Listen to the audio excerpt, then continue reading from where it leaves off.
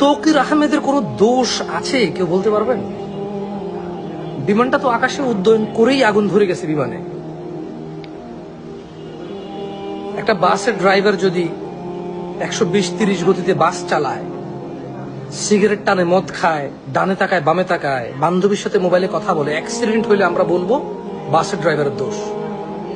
কিন্তু একটা 100 বছর, 50 বছর, 80 বছর পুরনো একটা বাসের মধ্যে বসছে, যার ইঞ্জিনে কাট কাট কাট করে সাউন্ড করে, শব্দ করে, শুধু বডি টুকুর অংশং করে দিয়ে দিছে, ব্রেক কাজ করে না বা করে না, মাত্র নতুন ঠিক করছে, ইঞ্জিন অয়েল ঠিক করছে, বাসের মানে মানে কি একটা যা তা অবস্থা। তারপরে আবার বাসের এখানে টেস্ট ড্রাইভ চলতেছে যে তুমি 80 কিলোমিটার বেগে চলতে হবে, তুমি ঢাকা শহরের অমুক রাস্তা দিয়ে চলতে হবে, এছাড়া তোমার কাছে পরীক্ষা দেওয়ার কোনো রাস্তা নাই।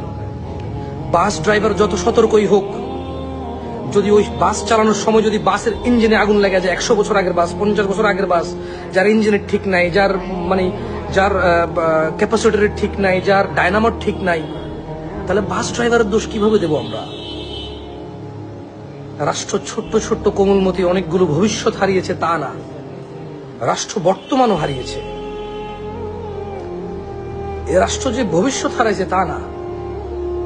বাংলাদেশে কতজন পাইলট আছে? একটা তৌকির আহমেদ হতে তো অনেক সময় লাগে। এমন ছেলে যে দেখেছে বিমানে আগুন লেগেছে, নিজে ইজেক্ট করে নাই, বের হয়ে যায় নাই, মাথায় নিজের জীবনটা আসে নাই।